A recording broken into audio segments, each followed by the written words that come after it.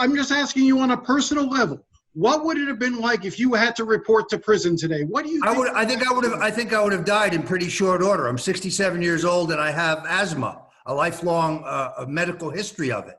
And sending me to a COVID-infested prison where now even the Bureau of Prisons' own website shows that there are 60 cases and I think 43 outstanding tests was tantamount to a death sentence. So I think I've answered your question. It would have been, I would never have lived to see the appeal that I have filed. How confident were you that you were going to see some sort of relief and not end up in prison?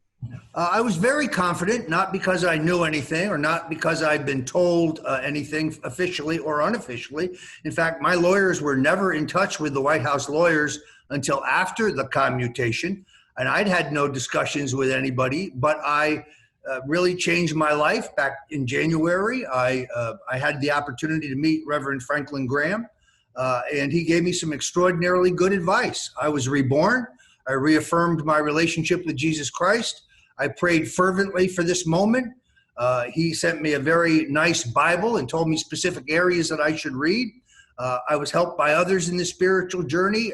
Pastor Mark Burns, Pastor Darrell Scott, two great African-American pastors, Reverend Randy Coggins, my own parish priest in Fort Lauderdale, Father Michael Grady. I was very confident that if you will turn your life over to Christ, that you will be protected by the Lord, that he will never abandon you, that he will always protect you. So I was confident that this would be resolved in that way. I wasn't worried. I wasn't scared. I wasn't angry. I wasn't nervous. I really believed that it would all work out, and I still do. Roger, people hearing you talk about, your religious conversion a few months ago, you can forgive them if they're somewhat skeptical. I completely understand. I've been a hardball political operative for a long time, and I'm sure there are folks out there saying, that's a ploy, that's a head fake, that's a ploy for public sympathy, and so on. I don't really care. There's only one person or one entity, I guess I should say, that I care about. There's only one person who knows what's in my heart. There's only one person that can know, or one entity that can know whether I'm sincere, and that is God, and he knows where I am. We'll see by my actions and the way I conduct my life going forward, whether or not I can walk in his way. None of us are perfect. We're all sinners, Jim, including you, everybody. But we have to do our best to live the way God wants us to. And my rebirth is completely genuine. After your commutation, Robert Mueller published an op-ed in which he says of you, he remains a convicted felon, and rightly so. What's your reaction to what Robert Mueller said? Well, I think he remains a traitor, and rightly so, because we now know from the declassified documents that the entire Mueller investigation was a seditious fraud to try to remove the president of the United States. Roger, you maintain your innocence. You're making that clear. But I find it suspicious then. The president didn't pardon you. The president gave you a commutation, which means Roger, let me just finish. He allows your conviction to stand. So, doesn't the president, by just merely commuting your sentence instead of pardoning you, accept your guilt in that case? No, actually, it's the exact opposite. When you accept a pardon, you're accepting guilt. When you take a commutation, your appeal can go forward. So I'm now fighting for exoneration. The only way I can clear my name is to get a new trial and win a new trial. If you look at it historically, one of the reasons why Nixon hesitated on the Ford pardon was because it includes an assumption of the acceptance of guilt. So I would have preferred from the beginning a commutation over a pardon. It's not the easier road, I admit that, and there is a great deal of risk going forward.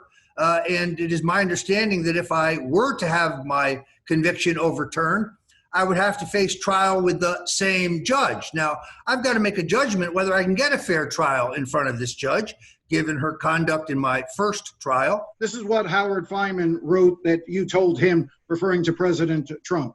He knows I was under enormous pressure to turn on him. I would have eased my situation considerably, but I didn't. They wanted me to play Judas. I refused. Some have interpreted that as suggesting that you had information detrimental to the president that you could provide him.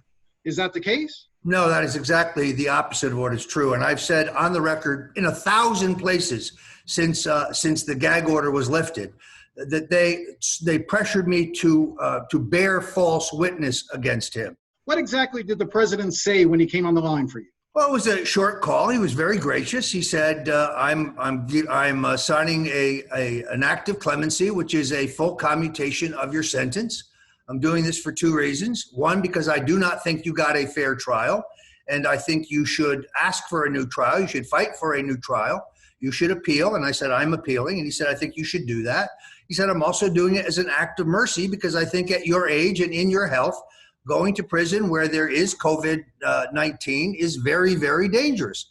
You might not live long enough to see your appeal through." I agree with that. And then he said, "It was terrible what was done to you, but your investigation into you was illegitimate because the entire investigation was illegitimate." I agreed with that. Then he asked me how my beautiful wife was. I said, she's holding up pretty well. I asked how the first lady was. He said she was great. And then he said, "Well, good luck. Now you are a free man." And that was the end of it. It was an enormous relief, as you might imagine.